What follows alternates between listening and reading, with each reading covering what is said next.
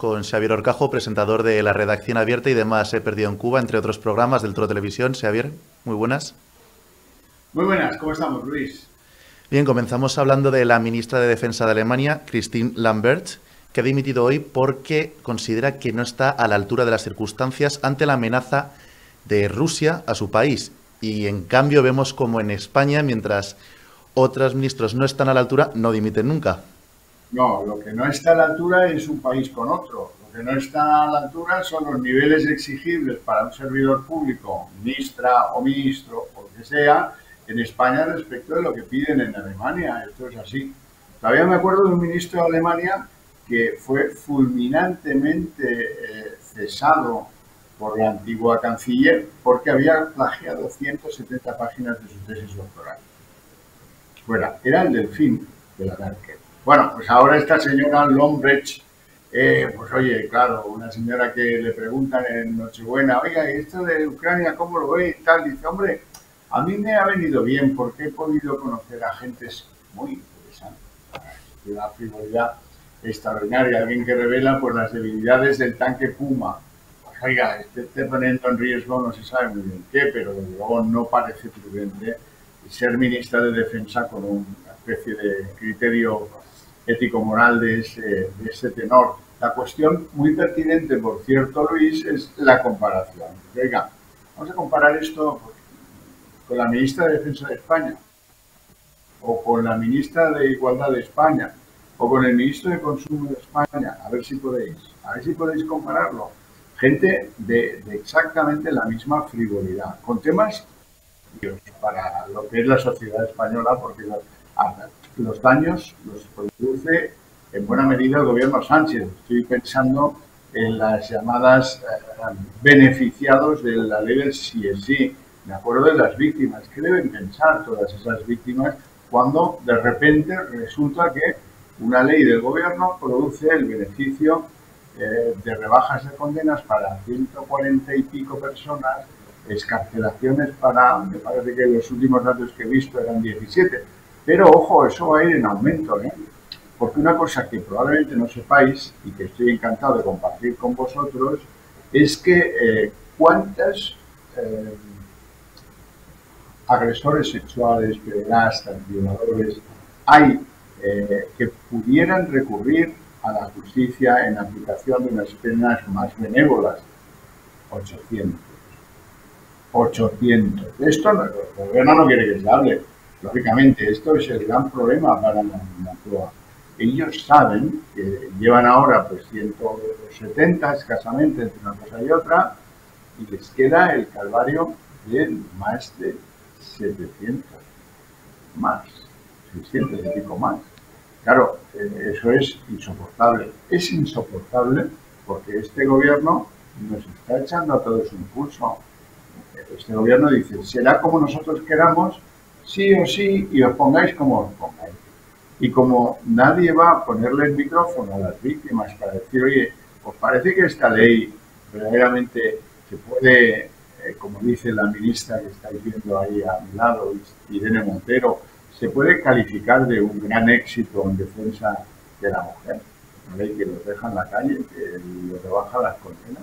¿No deberían haber hecho un ejercicio de madurez política, de honradez política y de falta de humildad política?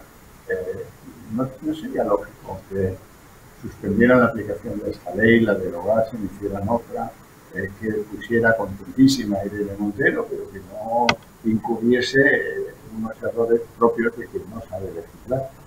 En algunos países, Europa tiene futuro, porque en algunos países, los principales de Europa, la frivolidad se castiga y alguien le dice a alguien, tienes que dimitir. Lo que no le dice nadie a Irene Montero, lo que no le dice nadie a Alberto Garzón, lo que no le dice nadie a la segunda de Irene Montero, lo que no le dice nunca nadie del gobierno Sánchez, que se enroca en proteger personajes que en cualquier otro lugar de Europa pues habrían pagado con la dimisión.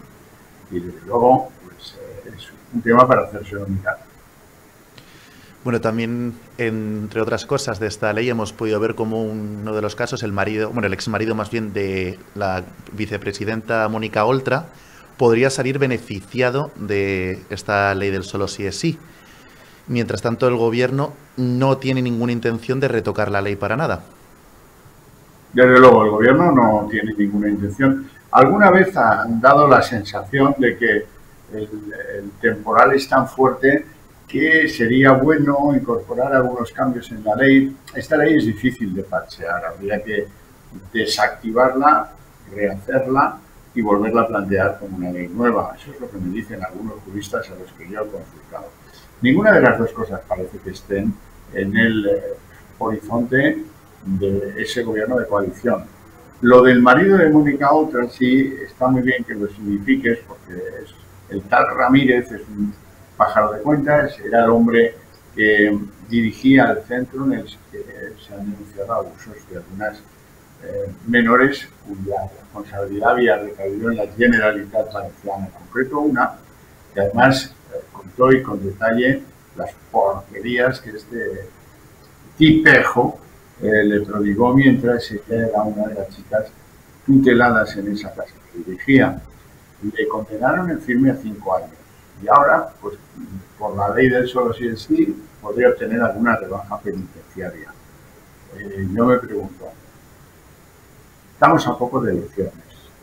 ¿Qué disculpa ha planteado Mónica Oltra, su formación política, el gobierno de Chimo Puig a los valencianos?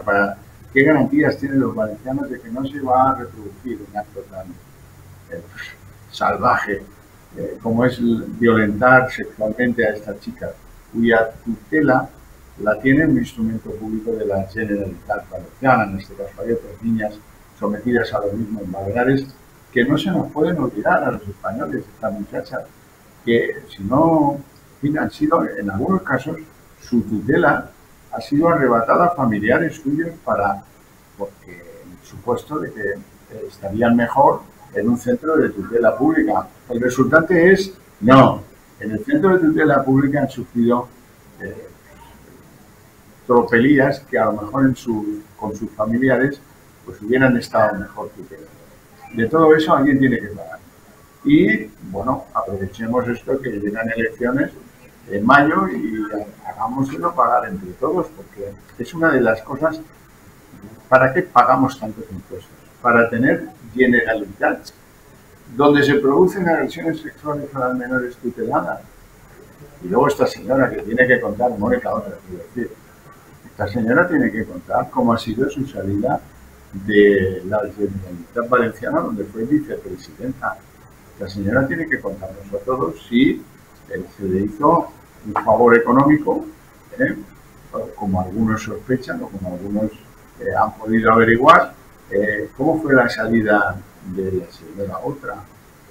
Fue un apartamento que no le ha costado un dinerito al pobre valenciano que trabaja y que vota, o a lo mejor también fue favorecida en esto.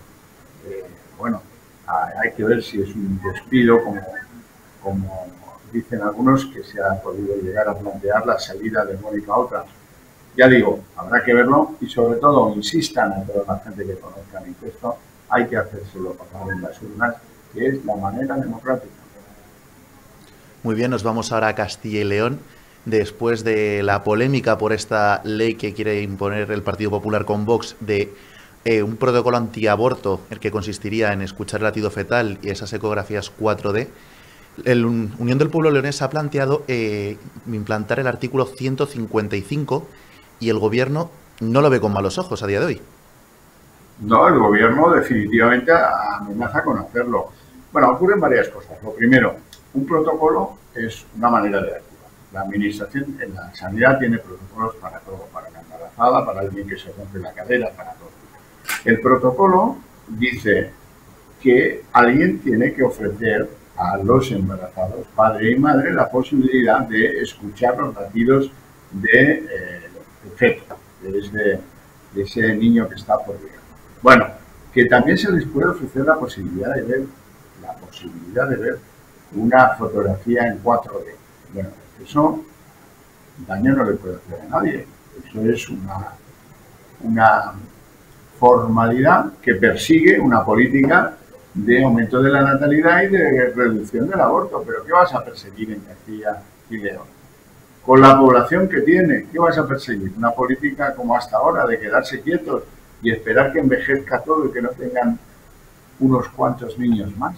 Yo no sé qué efectividad puede tener esta medida de, digamos, de acentuar la reflexión sobre acabar con la vida del que está por llegar. En cualquier caso, yo me manifiesto favorable a una política de natalidad entendida como, hombre, pues si alguien está en estado de esperanza, pues a ver si conseguimos llegar a ese niño a buen término y es un ciudadano más de esta comunidad, aunque luego se tendrá que ir a Madrid a buscar trabajo o a estudiar. Pero bueno, luego la frivolidad vuelve cuando el gobierno toma esta idea estrafalaria, sea de quien sea, de aplicar el 155. Mire usted, el 155, léanse la Constitución, es una cosa tan especial que se ha utilizado una vez en los 40 y pico de años de la Constitución, cuando alguien vulneró la Constitución. Vulnerar la Constitución. Es verdad que se puede aplicar ante una vulneración grave de alguna ley. No, ¿qué ley es la que se vulnera? ¿Qué libertad es la que se conculca?